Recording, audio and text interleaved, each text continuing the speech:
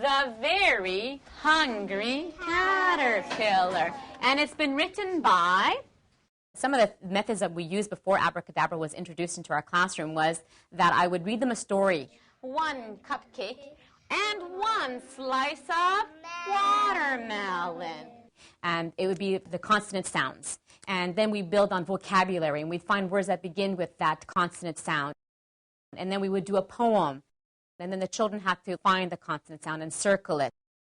And we would do all that work before we would go back to our places and then work in a workbook that had consonant sounds, beginning or ending it, depending what the activity was. Abracadabra has taken over for me. I don't need to do that anymore. I still will incorporate some of that in my classroom. I think it's important to have a balance of both. I said, but at the same token, some children are not always paying attention to you on the carpet when you're doing a consonant sound. Listen very carefully, though. So if they're at their computer and if they're listening to the consonant sound, chances are they're hearing it for the first time. Did you hear it already? Did you hear it once? No, it's my First time. Because we have the laptops in our school, each child can have one, so I thought it'd be great for them to experience it. I think once you have the computers up in your classroom, you need to find a way to make them work. The grade 6 boys are very, very helpful. They love to help the teachers, so I would kind of get some of the boys to help me.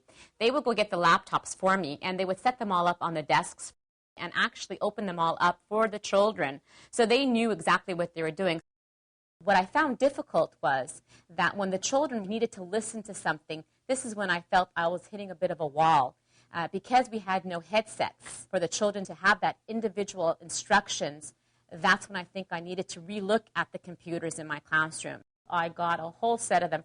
And to actually see them having their headsets on, that attention all to themselves, I think was the most empowering part of my education. You could have heard a pin drop in the classroom on that day. The kids were so into it. Children that are displaying some difficulties, I can see that they were going to the sites that they felt was challenging for them. Whereas the children that were already at a reading level, they were already going to the books and they were listening to the books or they were reading the books with the computer. That's the beneficial value of the program in my classroom, that there are different levels for the children to work on. I feel Abracadabra will support you. It reinforces the work that you're doing. Where can you find that word? Where do you think you might find that? Smart. I would most definitely use Abracadabra in my classroom next year. Let's go.